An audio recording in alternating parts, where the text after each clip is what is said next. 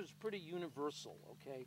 We're looking at an archetype that cuts across many cultures. So one of the reasons I shared with you those hadith about how when the barren ground would be green, and that he's called the green, is because in a older Near Eastern culture, the dying and resurrecting gods like Adonis and Attis, these deities of vegetation and trees, are what is way back and behind Khidr.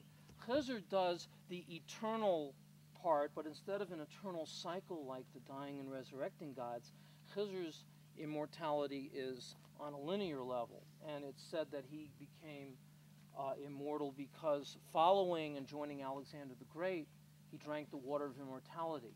But in the Christian world, on many of the medieval churches, there's a figure called the Green Man. this part of the Green Man is not part that I have as much of a resonance with, but on many churches you find the Green Man with the leaves and the flowers, and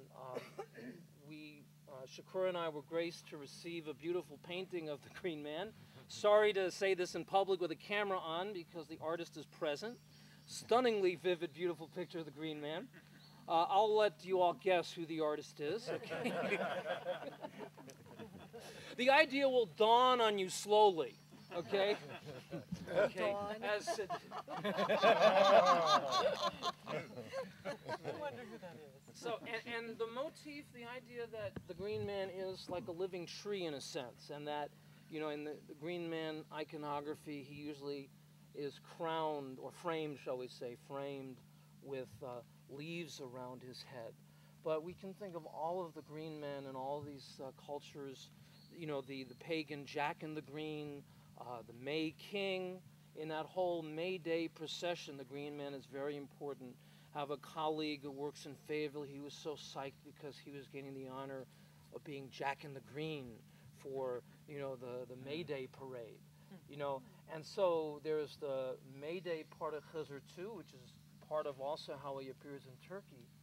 But in the Christian tradition, it's a way in which this vitality, that energy, like John the Baptist, for example, has been, that raw, almost Iron Man energy has become integrated into the tradition.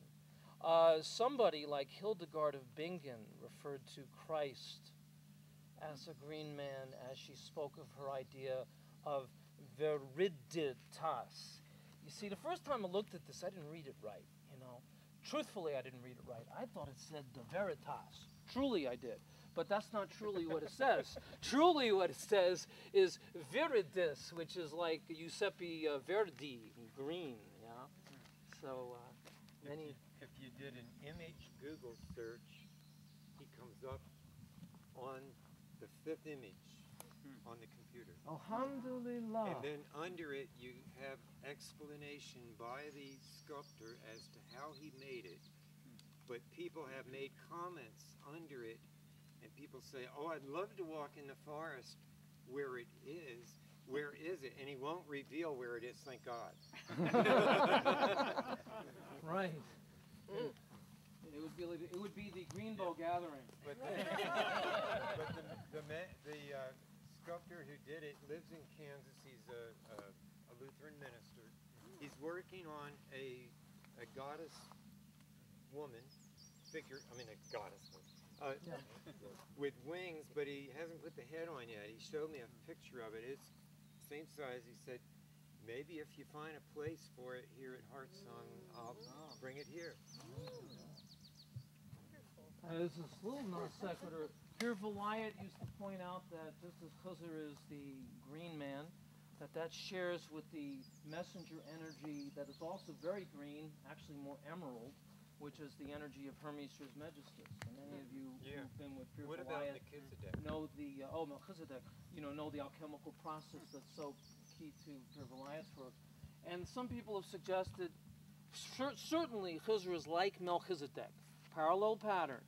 Mysterious figure from outside the traditional Abrahamic lineage somehow gets to be the cherag for a prophet.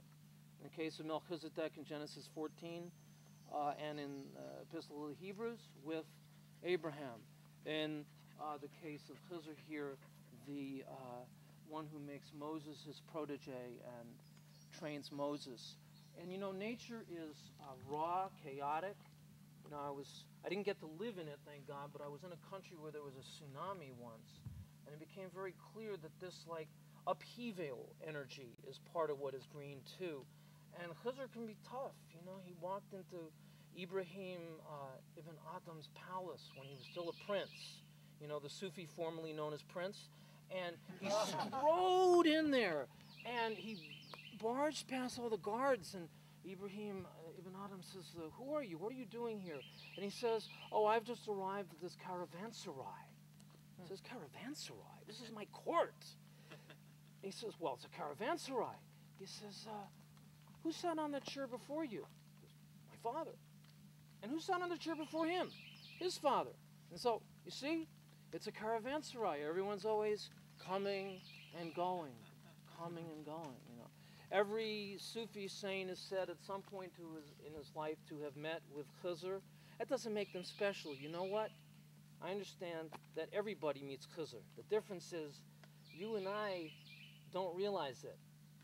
Sherif Baba tells this funny story about Khidr appearing in a merchant shop, and the Khidr goes, so tell me, how would you know Khidr appeared? Huh? It's like, would he look like this? If he bent a tree over, would you think that's Khidr? You know, and the guy doesn't get it. You know, so the real secret ultimately is that then this person learns from his mentor, from his sheikh.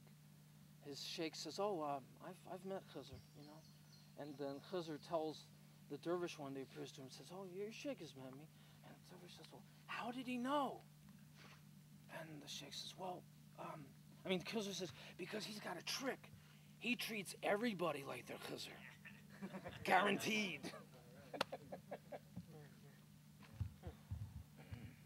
Thank you so much for letting me stand by this. I hadn't realized number 5 on the list. All right, and beautiful sculpture.